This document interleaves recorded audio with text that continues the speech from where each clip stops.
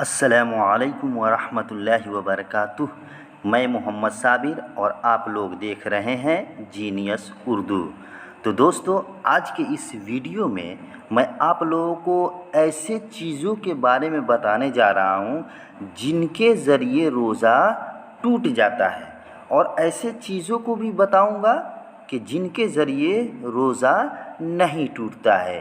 तो चलिए जल्दी से इस वीडियो को आप लाइक कर दें और इस चैनल को सब्सक्राइब भी कर दें और साथ में बेल आइकन को दबा दें ताकि मेरा वीडियो सबसे पहले आप तक पहुँचे। तो चलिए वीडियो को शुरू करते हैं। नंबर 1 में है, भूलकर खाने पीने से रोज़ा नहीं टूटता, चाहे कितना ही ज़्यादा खा पी लिया जाए। नंबर 2 में है, एक से ज़ायद बार भी भूलकर खा लिया या पी लिया तो रोज़ा नहीं टूटेगा। नंबर 3 में है, एक शख्स को भूलकर खाते या पीते हुए देखा, यानी कोई शख्स भूल गया और खा रहा था या पी रहा था। अगर खाने या पीने वाला ताकतवर है, भूख को बर्दाश्त कर सकता है, तो उसको याद दिलाना वाजिब है, और अगर कमज़ोर है, उसके लिए भूख बर्दाश्त करना मुश्किल है, उसको याद न दिलाएं। वह भूल कर खा रहा है या भूल कर पी रहा है, उसको खाने और पीने दें। नंबर 6 में है, थूक निगलने से रोज़ा नहीं टूटेगा, थूक कम हो या थूक ज़्यादा हो। एक है थूक को बाहर करके चाटना, इससे रोज़ा टूट जाता है। मिसाल के तौर पर आप थूक को हाथ पर निकाल लेते हैं मुंह से और फिर उस हाथ वाले थूक को फिर चाट लेते हैं। इस तरह करने से रोज़ा टूट जाता है। दूसरी सूरत यह है कि थूक मुंह के अंदर ही अंदर है और उसको निगल लिया, तो इससे रोज़ा नहीं टूटेगा। नंबर 7 में है, नंबर 5 में है, अगर पान खाकर खूब कुल्ली या गरगरा करके मुंह को साफ कर लिया, लेकिन थूक में सुर्खी यानी लाली बाकी है और थूक निगला और लाली साथ गई, तो इससे रोज़ा नहीं टूटता है।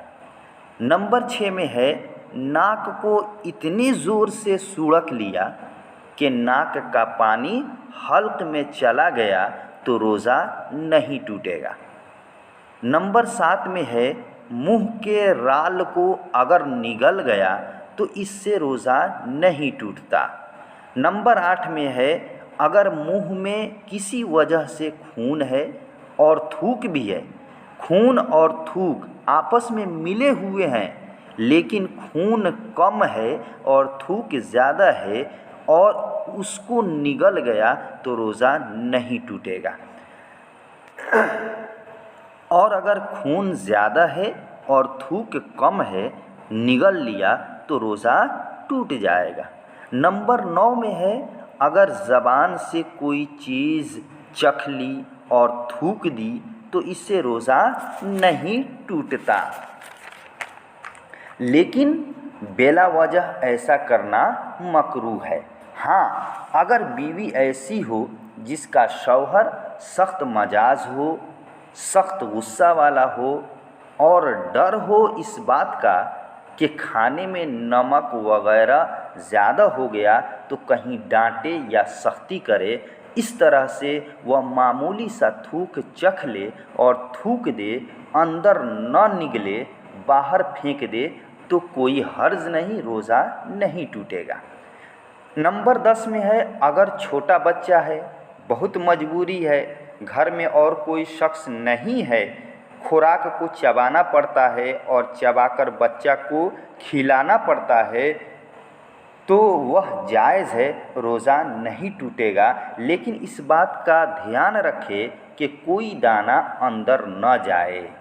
नंबर 11 में है, मिसवाक से दांत साफ करना रोज़े की हालत में दुरुस्त है, इससे रोज़ा नहीं टूटता। चाहे वो मिसवाक सूखी हो तब भी ठीक है, या मिसवाक तर यानी हरा हो तब भी ठीक है, मिसवाक कड़वा हो या कड़वा न हो तब भी जायज़ है, रोज़ा नहीं टूटेगा। नंबर 12 में है, कोई शख्स अपना खून किसी को दे नंबर 12 में है, कोई शख्स अपना खून किसी को दिया या किसी का खून लगवाया या इंजेक्शन लगवाया, इससे रोज़ा नहीं टूटता, लेकिन बग़ैर सख्त ज़रूरत के ऐसा करना मकरूह है, लेकिन रोज़ा टूटेगा नहीं। नंबर 13 में है, उल्टी आने से रोज़ा नहीं टूटता। उल्टी आने से उस वक्त रोज़ा टूट जाता है जब 2 शर्तें पाई जाएं।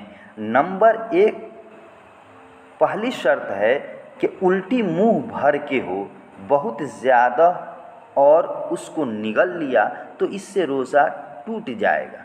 नंबर 2, उल्टी मुंह भर के हो, खुद से न हो बल्कि जानबूझकर की हो। मुंह भरने का मतलब यह है कि आप रोकना चाहें तो न रोक सकें, उसको मुंह भर के कै कहेंगे।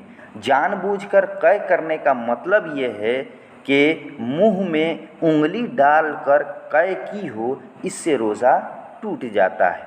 और अगर हल्की फुल्की ओकाई आई और उसको निगल लिया तो इससे रोज़ा नहीं टूटेगा। नंबर 14 में है, आँख में दवा डालने से रोज़ा नहीं टूटता। खुशबू लगाने से और सूंघने से भी रोज़ा नहीं टूटता। नंबर 15 में है, कान में दवा डालने से रोज़ा नहीं टूटता। इसमें उलमा का 2 कौल है। बाज़ उलमा कहते हैं कि रोज़ा टूट जाता है और बाज़ उलमा कहते हैं कि कान में दवा डालने से रोज़ा नहीं टूटता। लेकिन ज़्यादातर उलमा का रुझान इस बात की तरफ है कि कान में दवा डालने से रोज़ा नहीं टूटता, क्योंकि इसका असर दिमाग या पेट तक नहीं पहुंचता है। नंबर 16 में है, नाक में दवा डालने से रोज़ा टूट जाता है, क्योंकि नाक में दवा डालने से उसका असर दिमाग तक पहुंच जाता है। नंबर 17 में है, सर में तेल लगाने से रोज़ा नहीं टूटता। नंबर 18 में है, इह्तिलाम हो जाए या इह्तिलाम हो जाने से यानी नाइट फॉल हो जाने से रोज़ा नहीं टूटता। नंबर 19 में है, बीवी के करीब अगर शौहर गया और मनी निकल गई तो रोज़ा टूट जाएगा, और अगर मनी नहीं निकली तो रोज़ा नहीं टूटेगा।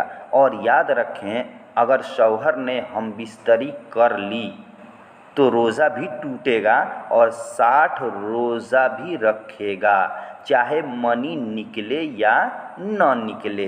अगर हम बिस्तरी शौहर ने कर ली है तो रोज़ा टूट जाएगा और उसका कफ़ारा 60 रोज़ा रखना पड़ेगा।